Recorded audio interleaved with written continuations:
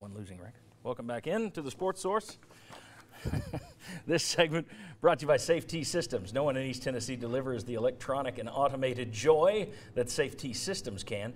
In addition to protecting your home or office with security systems, they can also wire it for home theater video, surround sound that's spectacular and impossible to beat. Safety Systems, they have been around nearly 20 years, and they've been leading East Tennessee in the electronics field in terms of home theaters and also in terms of security systems. We thank them for always bringing you being a part of our family here at the Sports Source. Okay, guys, there was lots of talking in that last segment, but I thought it was important to put it all together. I don't know if you guys had seen all of those things strung together.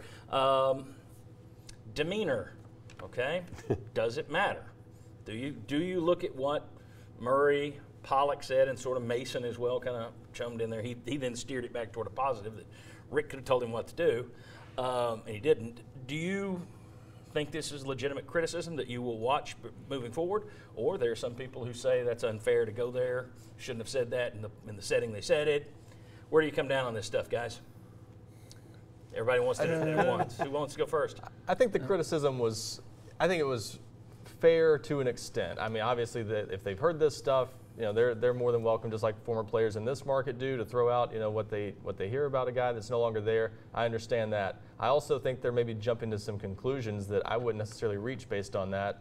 I don't know that you can say that a guy is not going to be a successful head coach, that he's not fit to be a head coach, all those things, just because he's got a temper. Guess what? A lot of football coaches have tempers. Even if a lot of that stuff is true, Jeremy Pruitt's hardly alone in that regard. And to assume that a guy's not going to adapt to the situation, adjust to being a head coach, and show the necessary follow the necessary procedures, meet with presidents, things like that, and act with the proper decorum, I think that's assuming too much based on that. So does that mean some of that stuff's not true? No, but I think you can't jump to conclusions. Some of it looks true, sounds true, because you heard it from 2-3 different people who are handing it the exact same thing. But you also take into account he could grow up. Right. Let's say that's true. Yeah. There's also growing up. That I'm not the same man I was at 27. Right. I'm a lot heavier. But mentally, I'm not the same guy. I'm guessing 20 years ago, you guys weren't the same. So you develop over 5, 10, 15 years. And that was, I mean, and these comments are based on experiences from 3 years ago. I mean, and a lot of things can change in 3 years ago. I mean, obviously, Aaron Murray is entitled to his opinion, and obviously it caused, I think, an uproar or, you know, quite a bit of response. The one thing, John, of all that you showed us, and that was really good stuff to see all together, was Mark Richt's comments. Yeah. That was pretty telling to me, because like you said, he had a chance to kind of get him off the hook and chose not to.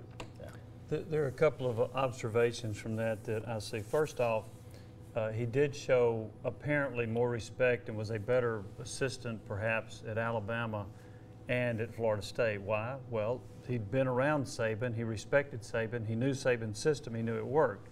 So Jimbo Fisher is a Saban disciple. Yeah. Richt is not. So I could see where he might point out, this is the way we did it at Alabama, and this is why you're not succeeding at Georgia, and maybe that didn't sit well. So maybe he was a better assistant at 2 schools as opposed to Georgia.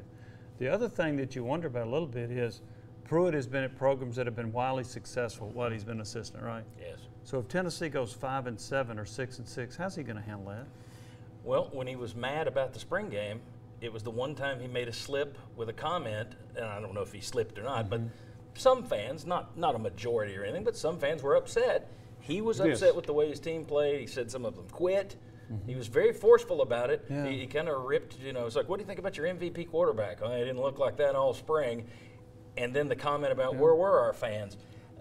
That's what, to me, the people I've talked to, and we've said this on the show, the people I've talked to over there, they keep coming back to their biggest concern is, how will he react if he gets his teeth kicked in for 3 or 4 weeks because he's never had that happen? Now, he may handle it well, but he may not. I don't see how he could handle it well, to tell you the truth. Because I mean, I think if you've never done it. Exactly. I mean, you're not. And what's the first thing you're going to do is feel like I've got to coach more, and some of these other things are just a distraction. I mean, that's kind of like human nature for somebody who's used to winning just about every game the team And wins. we're guessing with that, just like Murray's guessing whether or not Pruitt will be a good CEO. Pruitt may be a great CEO. Right. I don't begrudge Murray for having an opinion that he thinks he won't be. Some people think he will, some people won't. The one that's a little bit more dicey is he treated Pruitt. He treated Rick poorly. That's the one that's a little bit more of a personal Although job. you did have multiple people, including a very solid journalist in the SEC who said he'd heard those stories and knew about that. Right. But it's still, that takes it a step further. The interesting thing, you know, and I don't want to hear a lot of players in Knoxville complaining about the players in Georgia saying this, because I've heard them, you know, as soon as Butch Jones was, well, a lot of them said it before Butch Jones was gone. Oh, well, this is what he's doing, and this is what he did, and this.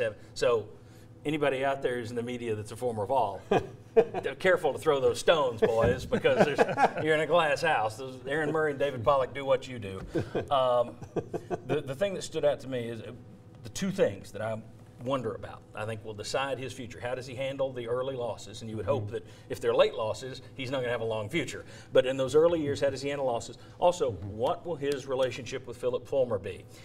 Will they work together well? Will Fulmer push the bounds too much to where nobody wants to work for him, the way that Barry Alvarez has? Will Fulmer be the perfect mentor and Pruitt listens to him? Maybe.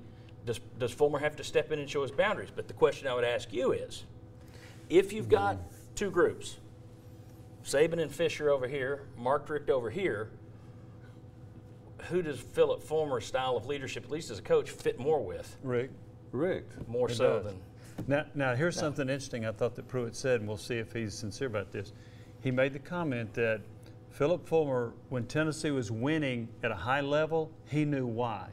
When Tennessee didn't win at a high level, he knew why. So he's the guy to help. Now, if he takes that to heart, that could be beneficial to him if he takes that to heart. But if he's sitting in his office and he's just lost a game and Philip Fulmer walks in and says, well, this and this should have happened, are you mature enough to say, he's right, I will process this? Or do you throw a coffee cup across the room? Who knows? But Not with coffee in it. That's the interesting thing. It doesn't. All those stories don't change what I went into SEC Media Days thinking. No. They only amplify it. How can he? Will he deal with losing? How will he deal with it if he has to? And what will his relationship with Fulmer be long term? And if anything, this sounds like Fulmer may need to do a better job of managing him if things went at Georgia the way they say they went. But again, they went fine at Alabama, fine at Florida State, and even at Georgia, they had good defenses.